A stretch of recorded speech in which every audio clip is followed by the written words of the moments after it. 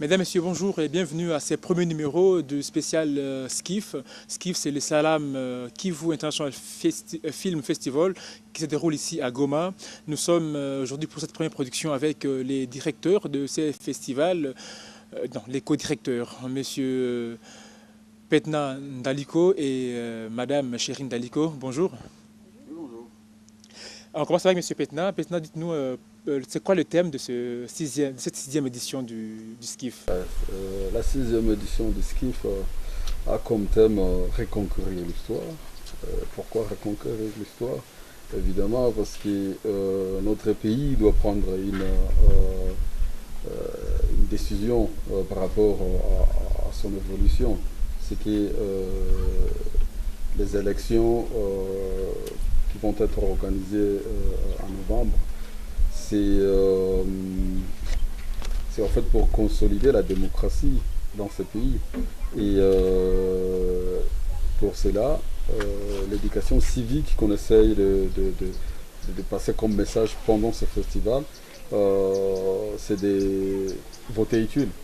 Voilà, que la population apprenne à ne pas voter les savons ou le riz ou les t-shirts que les politiciens donnent, mais plutôt que de voter les gens qui sont capables de transformer la pensée et les soucis de la population en une réalité. Voilà. Donc on comprend que l'année électorale ne passe pas inaperçue, même dans un festival des films comme celui-là. Oui, il ne peut pas passer inaperçu, parce qu'en fait pour nous, l'objectif de créer d'abord ce festival, c'était d'abord d'appuyer les initiatives de la société civile. Parce qu'on ne peut que rêver d'un pays démocratique, avec une bonne gouvernance, que si il y a une société civile forte. Voilà, parce qu'il y en a marre chaque fois en Afrique d'avoir des grands hommes, voilà, que des grands peuples. Il faut plus avoir des grands peuples qui peuvent décider sur la destinée du pays. Vous êtes cinéaste, ça fait autant d'années, vous avez produit beaucoup de films dans des grands festivals dans ce monde. Aujourd'hui, il y a un festival chez vous, SKIF, un festival qui au départ était consacré au film. Aujourd'hui, on y ajoute la musique et la danse. Pourquoi? Chérie, alors c'est important, comme Petna vient de dire, c'est la société civile qui va unifier le pays, quoi.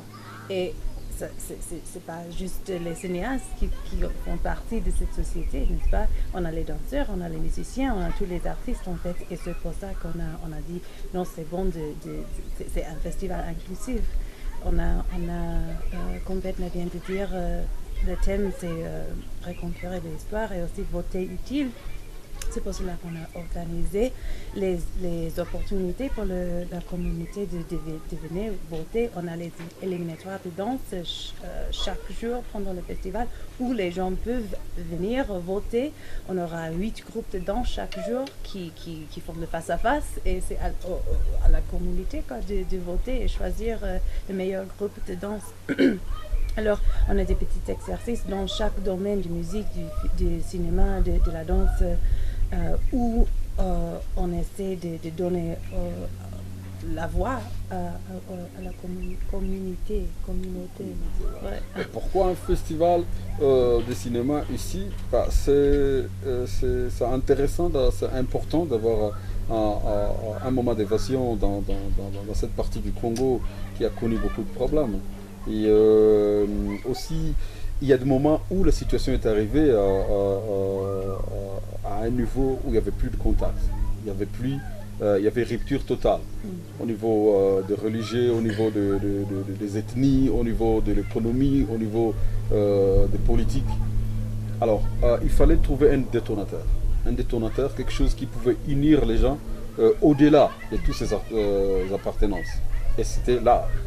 Et c'est pour cela qu'il fallait créer une manifestation qui va faire rêver, qui va unir toutes les communautés, les populations, juste pour s'amuser, mais aussi aller au-delà de cet amusement, mais plutôt commencer à réfléchir.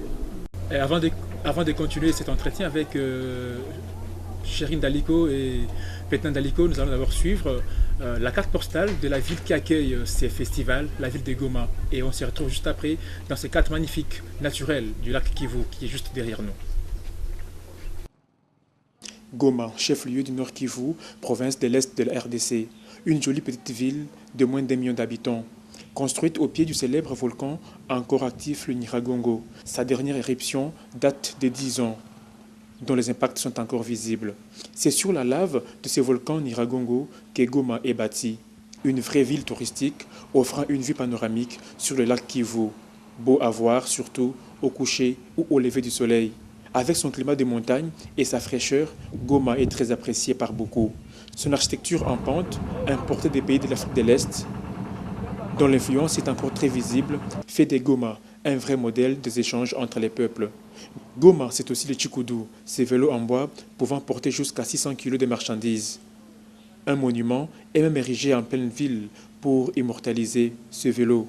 C'est au pied du volcan, au bord du lac et sur le dos du Chikudu que le Salam Kivu International Film Festival sera organisé. Ce festival international, qui est à sa 6e édition, connaîtra la participation de plus de 100 artistes, cinéastes, musiciens et danseurs. Ils viennent du Congo et des pays voisins. Pendant 10 jours, ils vont faire bouger la ville au pied du volcan. Comme on vient de le dire, un festival au pied du volcan, le volcan Nyiragongo, que vous avez vu dans les images, dans cette carte postale proposée par Vox Africa. Nous revenons avec nos invités sur ces plateaux naturels au bord du lac Kivu. Alors, combien de films seront diffusés lors de ce skiff? On a Chérie 37 films cette année. Ouais. Quelques courts-métrages, quelques longs-métrages, des documentaires, fiction, un peu animation, même des films viennent de partout au monde. On a des films évidemment du Congo, de l'Afrique, mais aussi Iran. Il y a évidemment le FIFA Ivan, voilà, qui fait tabac pour le moment. Il y a France Afrique, Les documentaires. les documentaires. Il y a vraiment beaucoup de highlights. Il y a beaucoup de films de Goma, produits à Goma, parce qu'on n'arrête pas de le dire. Goma, c'est la capitale du cinéma en République démocratique du Congo. Donc voilà, il y a beaucoup de films de Goma. Ouais, et voilà, ça va être. Voilà. On est super content qu'aujourd'hui on lance la manifestation. Ouais. Voilà. On comprend en fait, tous ceux qui suivent Vox Africa auront la chance de découvrir au fur et à mesure que ce festival se déroule. Dans nos chroniques spéciales Festival Skiff 2011, ils auront à découvrir toutes ces stars et tous ces invités donc, dans ces chroniques spéciales. Je vous dis merci Chérine Daliko et Petnan Daliko pour nous avoir invités, nous Vox Africa, ici à Goma pour ce grand festival auquel nous souhaitons donc, un bon déroulement. Ce festival commence donc, déjà aujourd'hui, c'est vendredi soir et on mettra 10 jours pratiquement ici dans cette ville touristique de Goma pour vous présenter ces différents films et ces différentes danses et ces différentes musiques de l'Afrique et du Congo. Merci à tous et à très bientôt sur Vox Africa TV.